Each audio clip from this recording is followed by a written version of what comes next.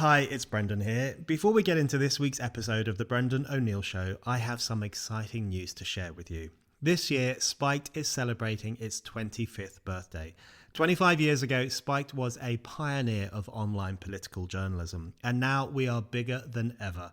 We're reaching people around the world with our articles, essays, videos, and podcasts, all underpinned by our principled message of freedom, democracy, and progress.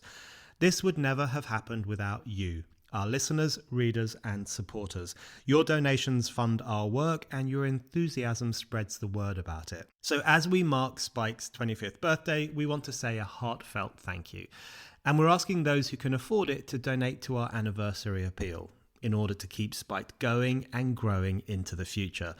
We also have a very special offer on at the moment. Those who donate £25 or more will get a year's membership to Spike Supporters, our online donor community where you can comment on articles, come to events, and read the site ad-free.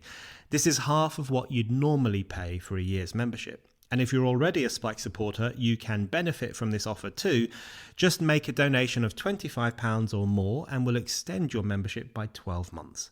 So if you want to support Spiked and get access to some brilliant exclusive perks, go to spiked-online.com/donate. That's spiked-online.com/donate and donate £25 or 25 years. Now, on with the show.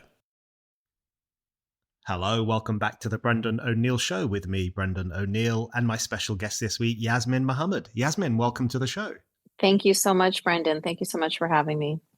It's great to have you on. I've wanted you on for some time, and there's a lot for us to talk about, I think, in relation to the kind of work that you do and the kind of stuff that we're interested in at Spiked.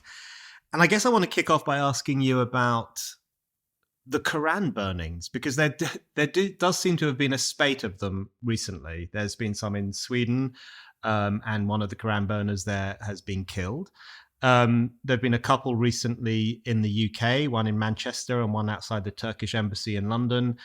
A lot is going on. It seems to have taken off a little bit and of course has caused a lot of discussion and a lot of pushback from certain sections of society. What do you make of this? What do you think is going on here? So I normally wouldn't burn a Quran. It's not really my form of protest, but I very happily burned one recently and posted about it after Salwan Momika's murder.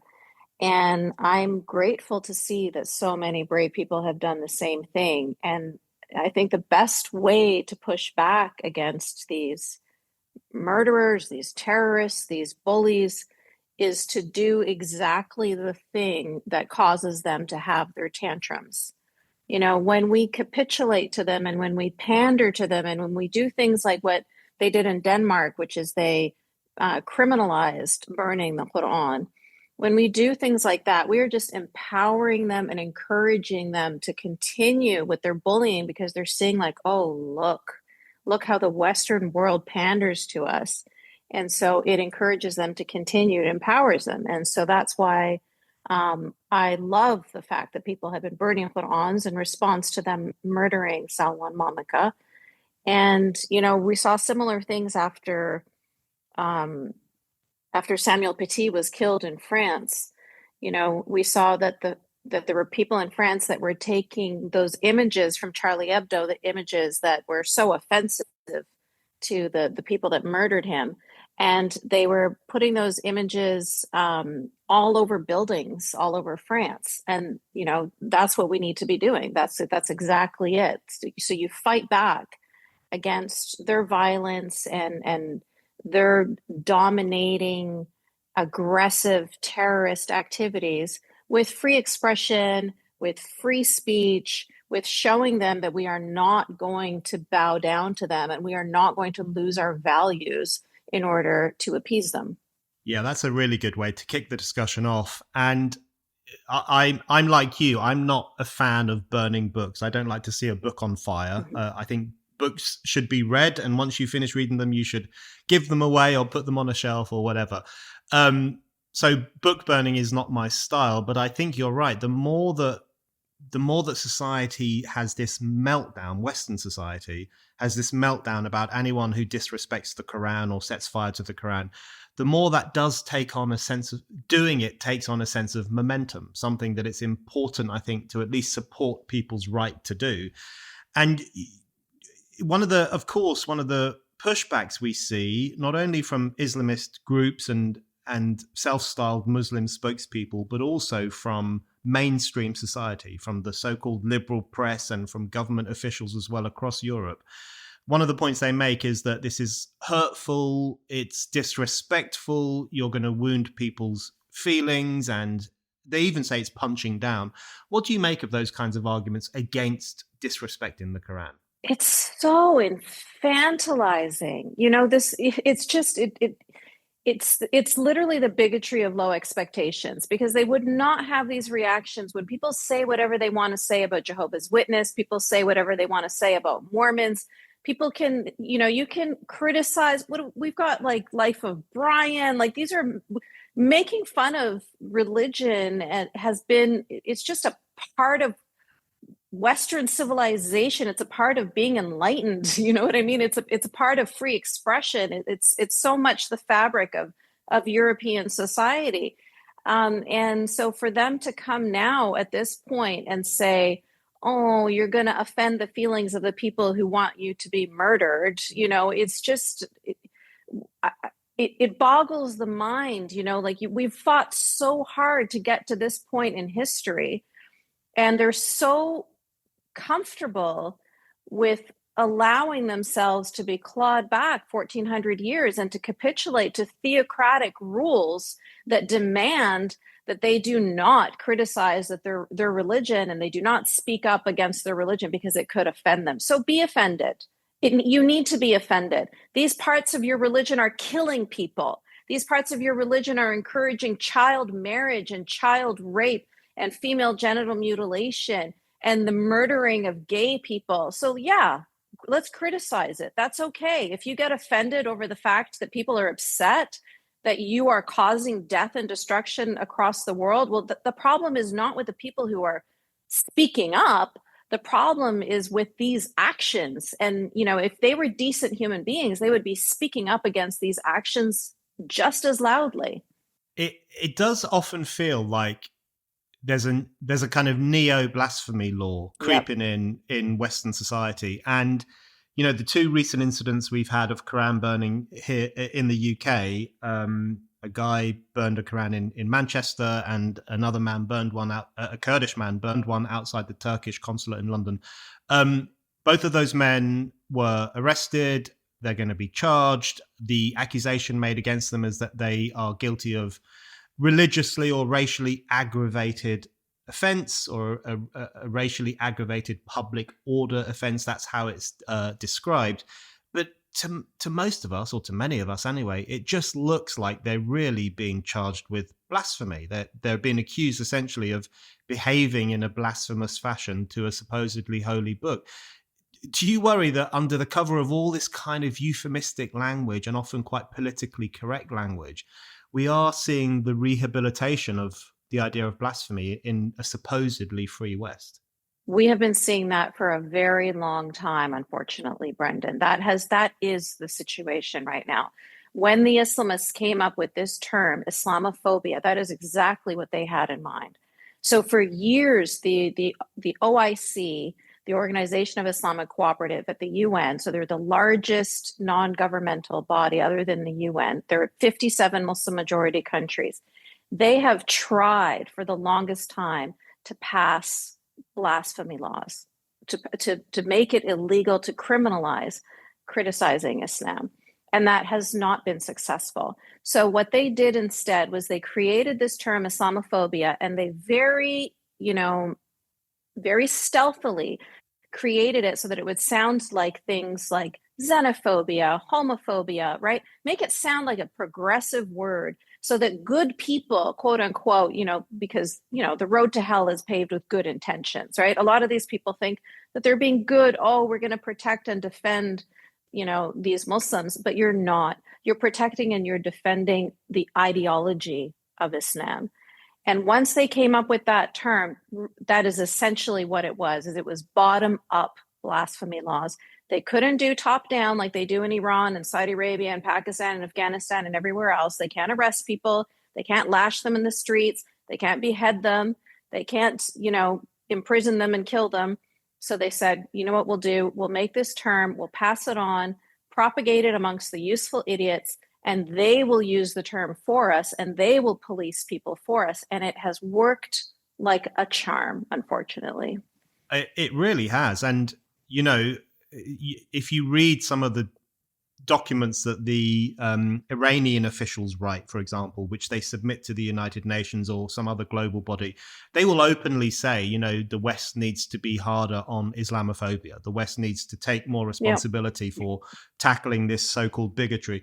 And of course, when there have been Quran burnings in recent years in Sweden and Denmark, these Muslim majority countries really attacked Sweden and Denmark and called in their representatives for a dressing down and said, you need to stop this. You need to quash these criticisms of Islam. So it is extraordinary the extent to which blasphemy has been snuck in under the banner of Islamophobia. But why do you think so many, I guess, Western leftists and liberals, and even beyond that, government officials and others, why have they bought into the idea of Islamophobia so entirely? I mean, you talk about how it's a word that is purposely meant to mimic ideas like xenophobia and homophobia, which all good people are against.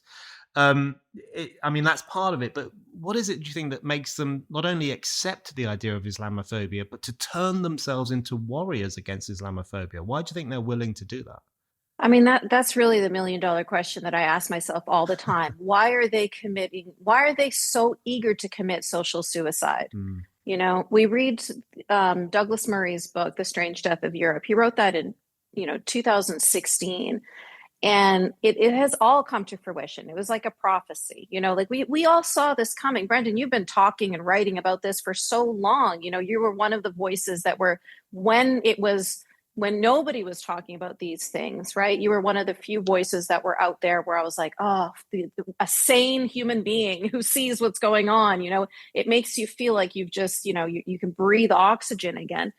But this has been happening for a very long time. And I do not know why we keep on going further and further and further and further down this rabbit hole. It's getting worse and worse and worse every day. We're talking about Europe. We're talking about the UK. And it's been obviously with the rape gangs in Rotherham and throughout the UK that we saw an example of exactly how much they're willing to capitulate, how much they're willing to. This term Islamophobia is just like this it's like an invisibility cloak. It just blocks out everything. They can do whatever they want. They can rape girls and keep them imprisoned in their homes and and do the most heinous things to them, and nobody wants to talk about it because they don't want to be called an Islamophobe. Like, how is that word so powerful that you're willing to let, to sacrifice your daughters under this, at this altar of Islamophobia? And, just recently in Australia, there was 2 nurses that were saying on camera that they happily killed Jewish people in their hospital. And there was such an outcry from all normal people. And recently, 50 Islamic organizations from Australia wrote publicly in support of these 2 nurses. So this goes back to what you were saying about how the other countries all kind of descended upon Sweden and Denmark and forced them to change their laws and forced them to, you must do something to stop these people from burning the Quran. This is what you have to understand, is the person who murdered Salwan Momika, he is a drop in the ocean. He has a tsunami of support behind him, right? When these 2 nurses spoke up so empowered, so comfortable, so confident, on camera, talking about how they kill Jewish people in their hospital, it's because they know nothing is going to happen to them. And because they know they have the ummah of, the 2 billion people strong ummah behind them to support them. And unfortunately, that is exactly what happens. They just it is a cult. I was a part of this cult. It is a hive mentality. I describe in my book like a school of fish. Everybody has to move in unison. Everybody has to follow and do what they're told. You shut off your brain, you shut off your thinking, you shut off your heart, you shut off your feelings, your emotions, you shut off everything, because all of that is from the devil, and you just follow. You just do as you're told. It's mind control. And we are not equipped. We don't realize what we're up against. And that was the subtitle of my book, is how the West empowers radical Muslims.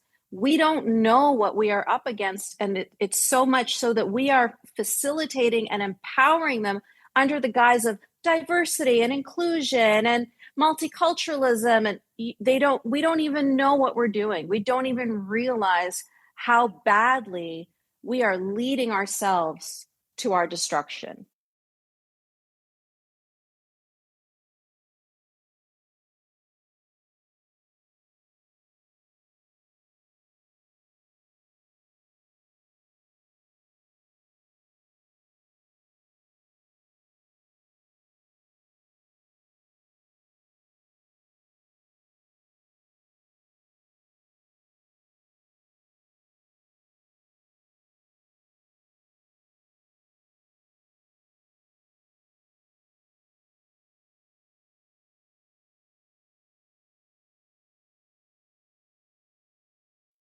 Have you ever dreamed of owning your own business? Luckily, it has never been easier to make that dream a reality, and that's because of something that sounds like this.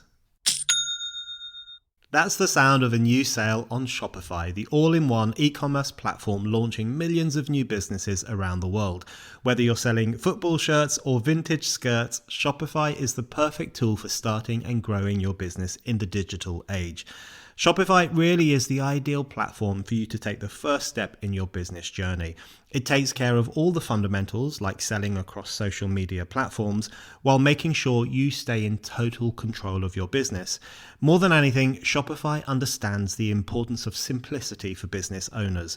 It makes sure you stay in control of the essentials by accepting all payment types, and its built-in tools will allow you to execute your marketing campaigns, even if you don't have much experience in coding, design, or sales. One of the best things about Shopify is its easy-to-use central dashboard. This means you can manage everything from orders to shipping to payments anytime, anywhere in the world. Self-styled Muslim Every minute, community new groups in businesses Australia are that came out taking in off with defense their of those first two sales nurses. on I was reading about Shopify. that today. Why don't actually, you and it was make just 2025 the it's year you extraordinary get serious because, you know, about in your their business letter they dreams say and get Shopify that today? the nurses were just being Sign up emotional for a and they were just £1 per criticizing month Israel. trial And you think to period yourself, at since you know we all get emotional, but we don't go around dreaming of killing people from the Brendan, Jewish state. all You know, that's not a lowercase. normal response That's to feeling emotional. So there's a lot of back covering going on there.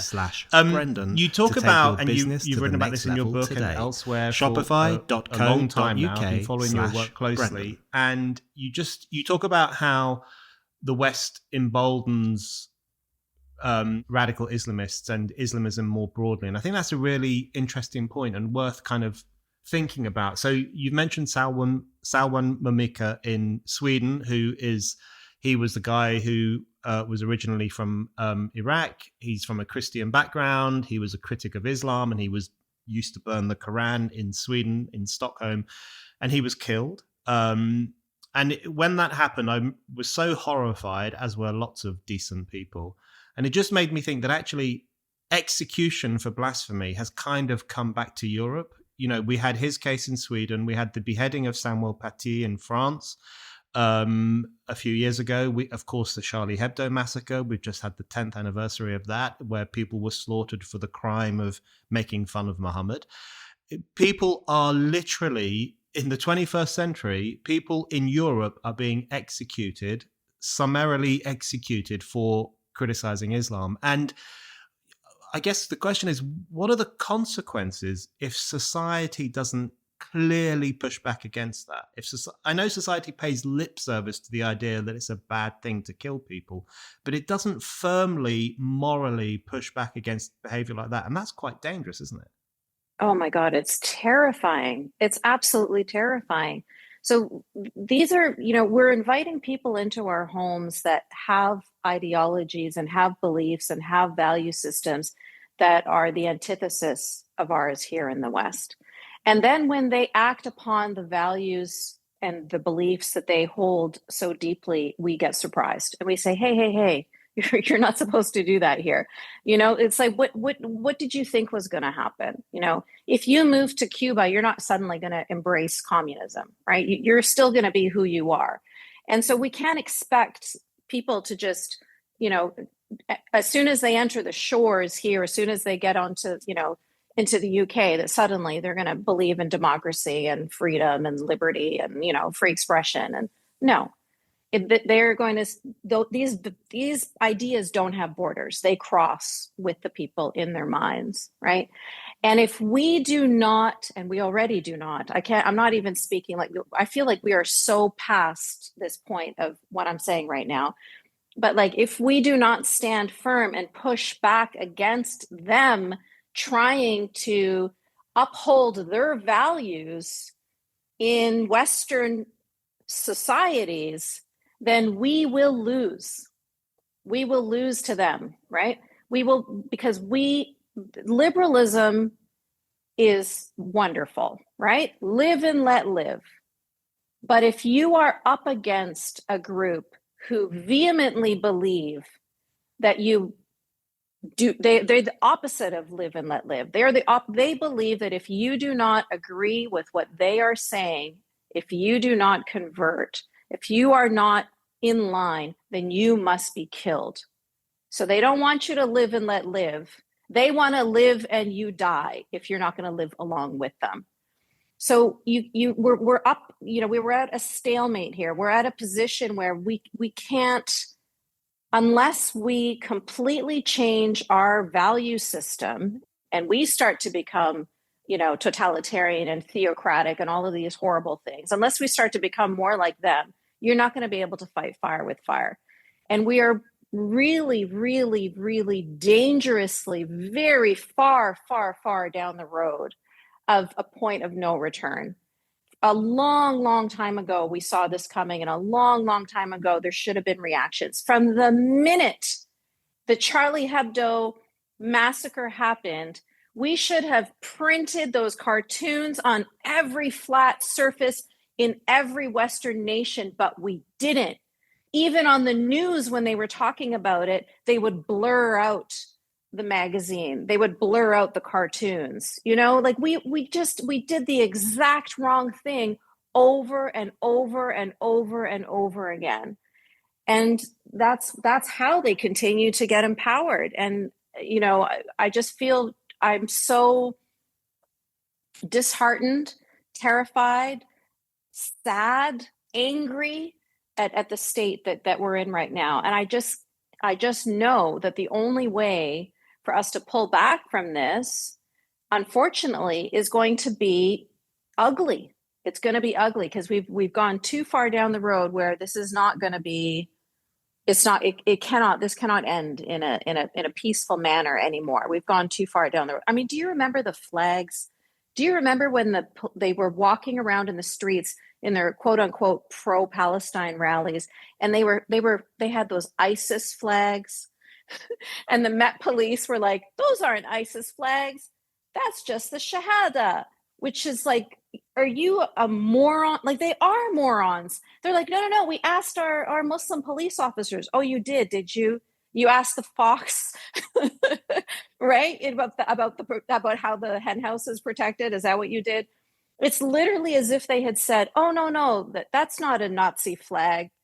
That's just a swastika." That's how stupid they sounded, right? They don't even know what they're up against. And that's why it's so terrifying, because people like us who have been speaking about this and who are trying to tell them what they're up against, we are the ones that are demonized. We are the ones that are silenced as they continue to march towards their destruction. Yeah, and I also remember when the Metropolitan Police in London said people were on the streets calling for jihad against the Jewish state, and the police said, Yeah. well, jihad has many different meanings. I just think, Yeah. they've lost the plot. We all know Yeah. when there are mobs of people calling for more jihad against Israel, we know what they mean. We know exactly what they mean. I just in the relation to the free speech question, I've got other things I want to ask you about as well, of course. This has kind of been a long time coming. We all think back to the Salman Rushdie controversy in the late 1980s, and that's blown up again over the past couple of years because he was attacked, and that trial is now going on. It seems to me, back during the Satanic Verses scandal, there was some people in the West who defended Rushdie. Some defended him very passionately and with great moral principle, but there were others who were reluctant to do so. So that was that kind of caginess about defending liberal principles from the threat of Islamist intolerance. That was there a long time ago. But it seems to me that since the Rushdie affair, it's almost like we in the West have internalized Iran's fatwa. It's almost like we don't actually need an Ayatollah to issue a fatwa anymore because we issue them ourselves. And as soon as someone criticizes Islam, we're rolling our eyes, or we're calling the police, or we're saying sack them from their job.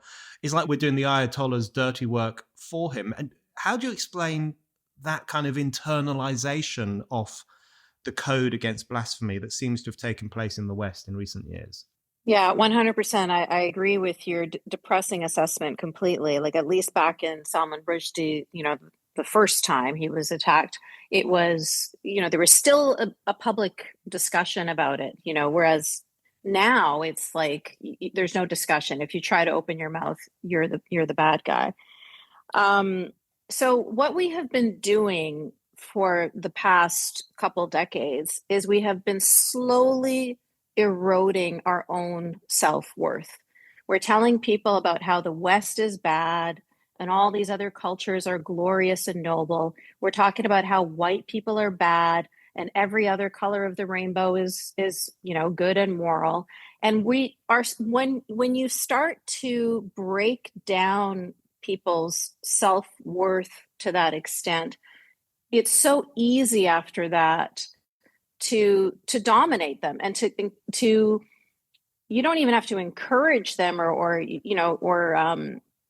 convince them. They're already on board. They already think that they are scum and they are horrible and they are the reason for all of the evils in the world and yada yada. Like, instead of talking about how the UK stopped slavery in Saudi Arabia in the 1960s, for goodness sake, right? We don't talk about the Arab slave trade and how it's still going on. No, we'll talk about how, the white people, they were the slave traders and they were the slave owners. And it's like all of this constant, self-flagellation.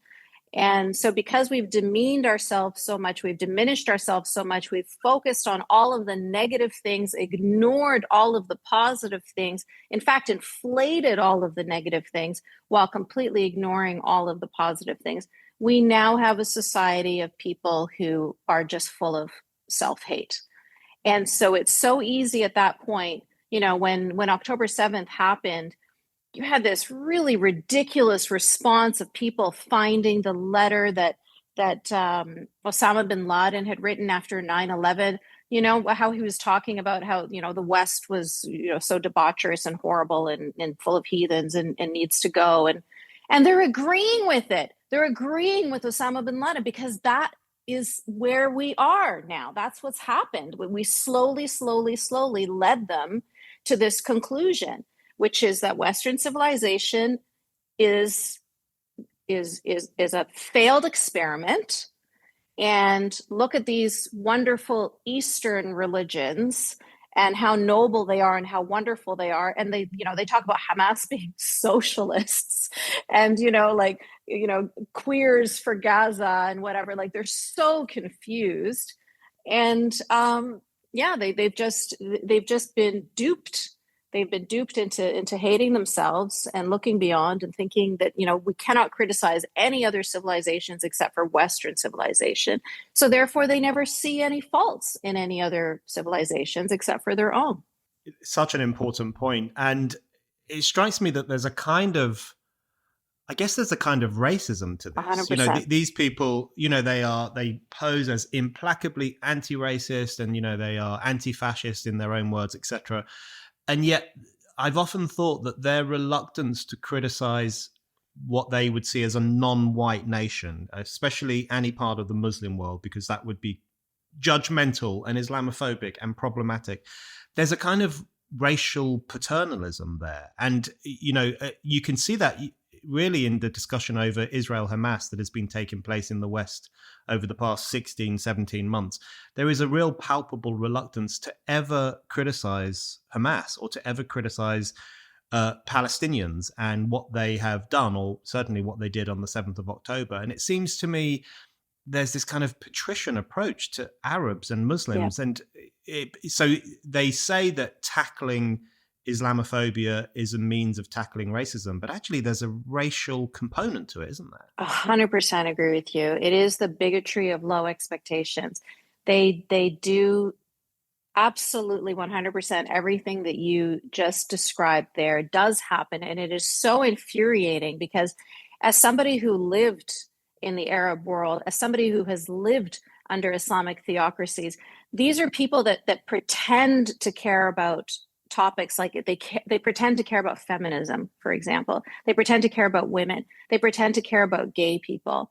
They will scream about these topics over here in the West. But when you say to them, oh, but did you realize that there are 15 Muslim majority countries that will execute you for being gay?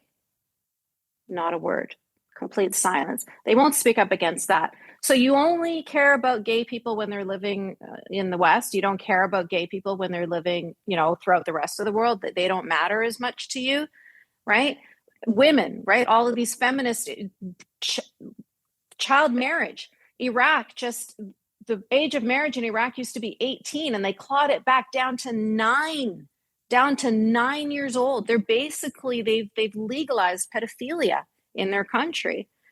And nobody wants to speak up. No feminists want to speak up against that. No women's groups want to speak up against that because they don't want to be seen as Islamophobic, right? They'll speak up against any kinds of Christian fundamentalists that maybe are marrying their children off before they're adults. Of course, they'll speak up against that till their throats are dry, right? But they're not going to say a word about it if it's happening in Afghanistan or Yemen or Iraq or anywhere else. So yeah, it's absolutely the bigotry of low expectations. And it's absolutely racism too, because essentially what you're saying is, we don't care about those girls. We don't care about those gay people. We only care about our people over here. So they don't even realize how disgusting they sound when they pretend to be anti-racist and they pretend to be this and that and the other thing. When through their actions, they're showing that they genuinely do not care about those brown people over there. Yeah, I specifically wanted to ask you about feminism and feminism's betrayals on this issue, on this question, and its betrayal of Muslim women and also Jewish women. If you think about the reluctance of feminists in the West to call out what Hamas did on the 7th to women on the 7th of October, and in fact, in some cases, feminists have made excuses for that, or said that it didn't really happen, or have called it an act of resistance or a day of celebration. Yeah. Really shocking stuff. Many listeners will be familiar with your story that you, as you've just said, you've lived under Islamic theocracy. You escaped from a forced marriage. You were concerned about what would happen to you, what would happen to your daughter if you stayed in that part of the world. Give us a sense of what it's like for a woman growing up under Islamic rule or Islamic theocracy, and also give us a sense of what it feels like to be a woman like that who then doesn't even win the sisterhood of feminists in the West. Yeah, that really was the ultimate shocking betrayal, because I literally clawed my way like tooth and nail out of that world and came out the other side. And you hope that you're going to be embraced by, the free thinkers in the free West, but you have the wrong, like you're the wrong victim. You have the wrong oppressor is what happened. It is just continued, whether we're talking about the victims of the rape gangs in the UK, whether we're talking about the victims of Hamas on October 7th, women that were raped by these men, whether we're talking about Hindu girls in Pakistan, whether we're talking about Christian girls in Nigeria, whether we're talking about Yazidi girls in Iraq. The story, it goes on and on and on and on and on, right? They all have the wrong oppressors. If your oppressor is a white man, or if your oppressor is a Jewish man, then you're a good victim. They'll support you. They'll speak up for you. They'll defend you. But if your oppressor is a brown man, if your oppressor is a Muslim man, then you need to keep your mouth shut, because you are going to now cause Islamophobia. So here we are trying to talk about our traumas. I was married to a literal terrorist, and I can't speak about that without being attacked as if I am the bad person in this scenario. I'm constantly getting my talks canceled. In fact, I just had one at King's College that was canceled because they feel that my voice, my life, my trauma, my experiences, things, I have been silenced. Muslim women, we're taught to believe that our voice is aura. This is why in Afghanistan, the voice of a woman can't be heard. Your aura means shame or nakedness, right? We weren't even allowed to speak. When I was a Muslim, I wasn't even allowed to speak. I was covered head to toe in black. My face was covered in black cloth, 2 layers of black cloth. That's how they muzzled me physically, psychologically, in every possible way. And then I finally have like a Twitter account, and I want to start talking about everything that happened to me. I want to start writing my book. Nobody wants to hear it. Nobody wants to publish my book. I had to self-publish, right? Nobody's interested. Nobody wants to hear it. I'm the wrong survivor. I'm the wrong victim. My oppressors were the wrong color. Yeah, that's incredibly well put. And it's almost like a form of complicity, isn't it? With, the silencers of the West, who would consider themselves woke and politically correct, they're being complicit with the silencers of the Islamic theocracy, because you have a situation now where women are silenced under those regimes. The most extreme example, as you mentioned there, is Afghanistan, where even the sound of a woman's voice is now considered problematic. And then some of those same women, if they are lucky enough to escape to the West and to escape that kind of oppression, then they're silenced over here. They're often blacklisted from university campuses, like Mariam Namazi was, the Iranian activist, because she was considered Islamophobic. Or they're looked upon as a bit of an awkward squad, these women complaining about the Muslim world. It's very problematic. We don't want to hear it. There's a kind of, I think it probably goes beyond, people talk about the Islamo Left Alliance, which I think is a real thing, but it kind of goes beyond that. It's like a form of complicity with the oppression of the theocratic regime itself. 100%, because they're providing cover for them. Nadia Murad, who is a Yazidi survivor she was a sex slave to ISIS fighters. And in Canada, they refused to have her speak about her book because they said that she was going to be encouraging Islamophobia. So what you're doing at that point is you're saying to this woman who is a victim, and hundreds of thousands of Yazidi people were killed, and it was a genocide of Yazidi people, and if they weren't killed, then they were taken as sex slaves, or they were young boys that were forced to become soldiers, essentially fodder for the ISIS, terrorism. And for her to tell her story, they said, that was Islamophobia. So what you're doing at that point is you're silencing the victim in order to protect her oppressors.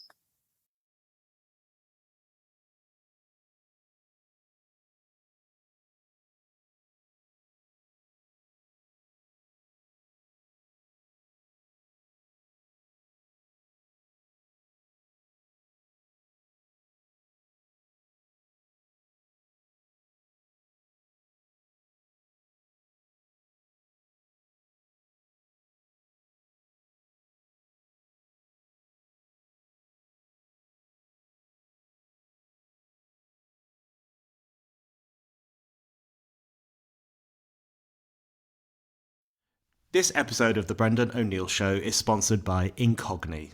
Everyone hates spam. We all waste far too much time deleting junk emails or answering the phone to unknown numbers. How do these people even get hold of our details? You probably know by now that companies will use your data to target you with ads. But did you know that there is a whole industry that revolves around collecting and selling your data? These so-called data brokers use your personal info to more accurately build a picture of who you are, what you search for online, and the kind of purchases that you might make. Unfortunately, it's not unheard of for this data to get accidentally leaked and to fall into the wrong hands. And that's where Incogni comes in. I've started using Incogni to make sure my private information stays private. Incogni is a service that scours the internet for any data broker that has access to your personal info. It will then contact these companies on your behalf and make sure it gets taken down. Incogni will handle everything on their end, including any objections or refusals from data brokers. Once you get started with Incogni, you'll notice a huge difference in the amount of unsolicited emails, calls, and texts that you receive. This means you get to win back some of your precious time, and you can be sure that your personal information is safe and secure.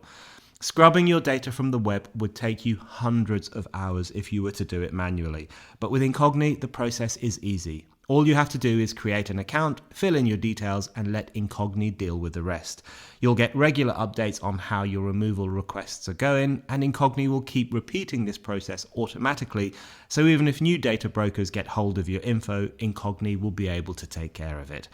What are you waiting for? Secure your data today with Incogni. Plus, exactly if you want to help protect your friends and family too, Incogni's plan allows you to add up to 4 other people. The best part is that it's completely I did want to ask you how much you risk-free. think this You might can be start down your to 30-day trial and get a full ignorance on the refund part if you're of not happy. the activist Take your class in the personal West. data I mean, if you back think with about all the Incogni. crazy stuff Go that has to happened since 7th of October in particular on American campuses, Canadian campuses, British campuses, where we've had loads of young people wearing the keffiyeh and openly supporting Hamas in some cases and denying the crimes of 7th of October and denying the rapes of 7th of October. Or celebrating the rapes and the crimes of 7th of October. Absolutely. Yes, that's right. And I think about Columbia University in New York, where there was a banner describing Israel as the pigs of the earth, and which is just openly anti-Semitic, and people chanting for the destruction of Israel, saying we should go back to 1948 before modern Israel existed. It's been horrifying, but I find myself flitting between thinking that these people have sold their souls to a tyrannical ideology, and also thinking they just don't know what they're doing. Famously, if someone asks them, can you name the river to the sea that you keep chanting about? Very often they can't. So, there is a level where they don't understand what's going on. How much do you put it down to ignorance, and how much do you put it down to a serious submission to these new ideologies? I think I used to put it down to ignorance for years. And now I'm just at the point of, you know what, if you are ignorant, then that's your choice. Like it's almost impossible to be ignorant on these topics. Like it's so blatant. It's so common. Like we're talking about, there was in Vienna, a Syrian man just killed a 14-year-old boy and was stabbing people in the streets, and like these cases come up so often that it's almost blasé now. You know what I mean? Like we see it all the time, and there is no way anymore that there's anyone who is that ignorant about what's going on. On October 7th, they released the videos. We all saw Shani Luke on the back of that truck, twisted and contorted. We saw them spitting on her body. We saw that with our own eyes. Like, they shared that with the world. And still, people can come out after that and the next day call them freedom fighters and post pictures of paragliders as if they're these heroes. And like, there's no way it's not ignorance. It can't be anymore. There's no way that you can't know. There's no way that you're not seeing these Bebas babies, the babies and their mom, and their dad being released without his wife or children, or that other father that when they were releasing him, they made him say, I'm excited to see my wife and kids. And they laughed at him because they know that they killed his wife and children on October 7th. Like, there's no way that people aren't seeing this. This has been front and center in the news for over a year and a half. Like, there's no way anybody can feign ignorance at this point. It's a choice now. Now you are choosing to be ignorant. I can understand those who are indoctrinated with hate because they don't care what the facts are. They don't care what the reality is. They don't care how many Jewish people die. In fact, they will be happy. They will celebrate it openly. But anybody who pretends to be an open-minded liberal thinker, these people call themselves progressive, which is like an insult to the word progressive. Anybody of these people who pretend to be, anywhere left of Nazi, like anybody who is still on the wrong side of this is actively making the choice to be on that side. There's no way that it can be ignorance anymore. Yeah, I think that's true. Absolutely true. It's, we know what happened. Everyone knows what happened. And it's so interesting after 7th of October. I mean, as many people have pointed out, this was the most well-documented pogrom in history. I mean, they filmed it, as you say, and they shared their footage with glee. They shared their sadistic footage on their Telegram channels. People have seen it. And still they either deny it or celebrate it. And that's what's going on. It's either a kind of new form of Holocaust denialism or open celebration of what the pogromists did on that day. That's right. Exactly what they do about the Holocaust. The exact same thing. 6 million Jews were not killed. That's not true. And also they deserved it. That's how they talk. Yeah. Yeah, that's right. I want to ask you about what we might do about this. I think, one doesn't ever want to give in to despair, but that can be hard at times when, as you say, there is now so many Islamist terror attacks in Europe that they become almost blasé. They kind of pass us by. And we also forget about them very quickly. That's the other thing I've noticed. People forget that these atrocities happened quite quickly. They kind of just disappear into the lost memory. So lots of bad things are happening, but I wonder if there's a way out of this. And I think what you've described very well, and you've been describing this very well for a long time, is there is this kind of like a suicidal culture in the West. So you have, you mentioned Queers for Palestine, people who would be thrown off the top of a building if Hamas got its way, or, feminists who are saying virtually nothing about what's happening in Afghanistan and other parts of the Muslim world, even though these are their sisters who are being dehumanized and oppressed in the most unconscionable fashion. So it's this kind of suicidal culture in the West where people are embracing ideas and thoughts and ideologies which are devoted to the destruction of Western liberal values. So it can feel very depressing, but what are your thoughts about cutting through this? And you said at the beginning that you think even something like burning the Quran can become an important thing in a culture in which that is strictly forbidden. What else do you think people can do to push back against some of this stuff? I think the only thing we can do is be more courageous. And I'll tell you a little story. No Hijab Day was on February 1st, which there is a World Hijab Day where they go around, I'm sure you must have heard about it, where they go around and they put hijabs on non-Muslim women and they encourage them to wear hijab for the day. And so, in direct contrast to that, I started No Hijab Day, which is a day to support women who do not want to wear the hijab, and a day to speak up against, the misogyny and the anti-woman hate of that tool of control of women.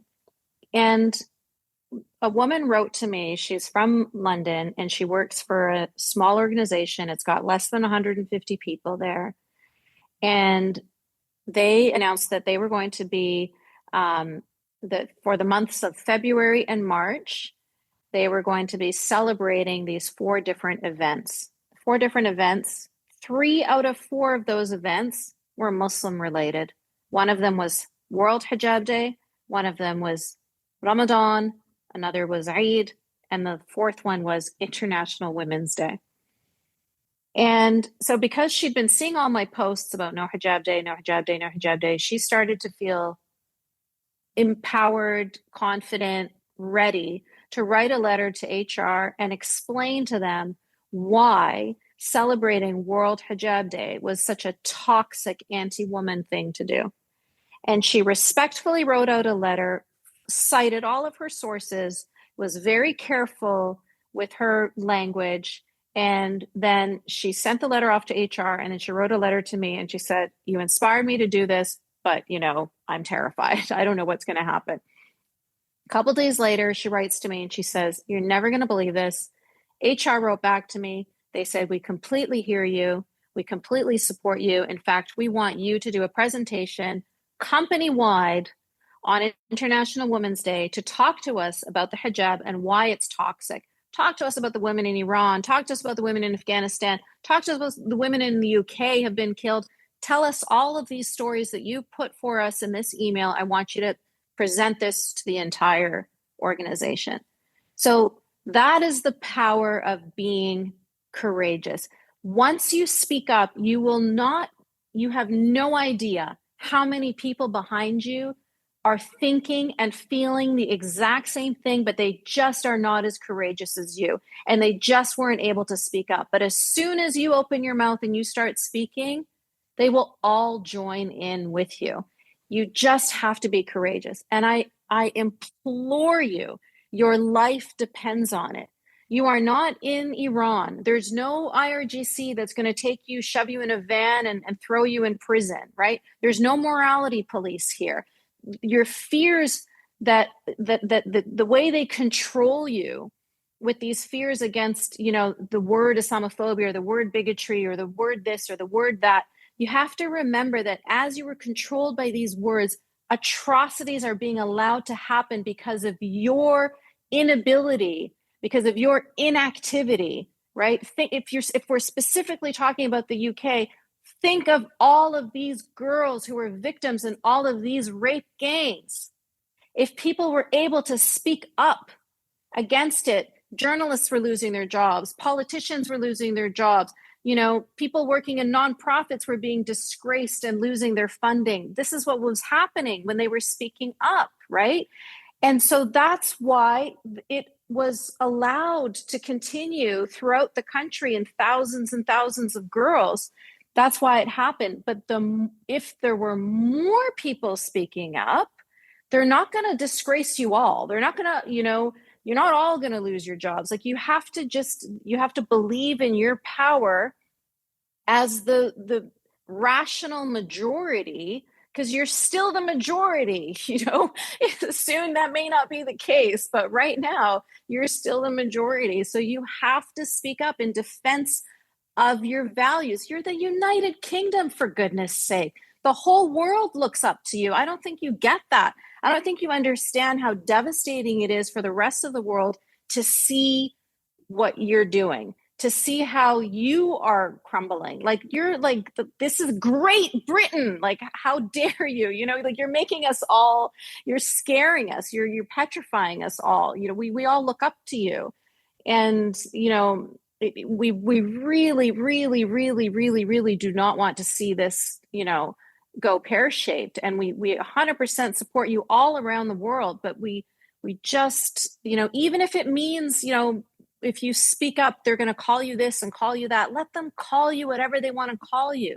It's like the other side to that is that you're going to lose your civilization. You're going to lose your values. You're going to lose your everything that the UK stands for. And you don't want that. Nobody in the world wants that. Well, some people in the world want that. But we absolutely, we implore you to please, please, please push back against these bullies that are infiltrating your country.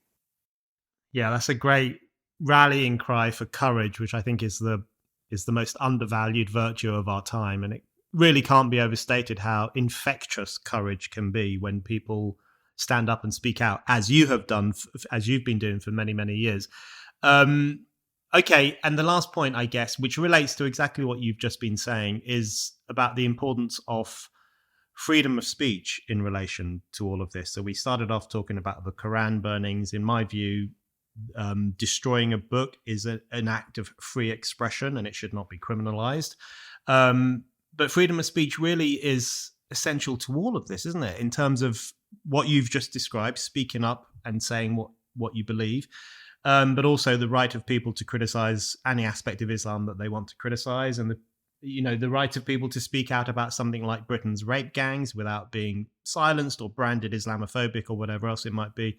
Free speech really is, I guess, the foundation stone for however we choose eventually to tackle the problems you're describing. Free speech has got to be the starting point, hasn't it? 100% agree with that. Absolutely. Brilliant. Yasmine, thank you very much. Thank you so much, Brendan. It's been an absolute pleasure.